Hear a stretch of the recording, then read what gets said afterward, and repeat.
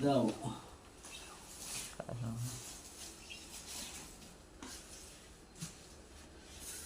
மருமனுக்கு மல்லாட்டை பிடிக்கும்.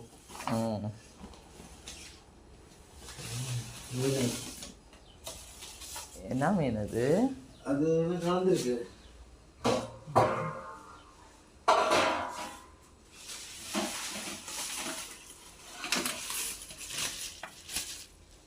₹250.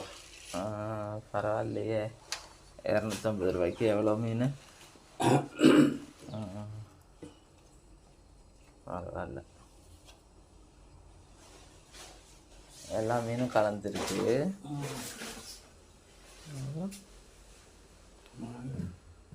இப்போ மாங்காய் கிடைக்குது இல்லை? மாங்காய் எவ்வளோ? இது வந்து ₹40. அரை கிலோ.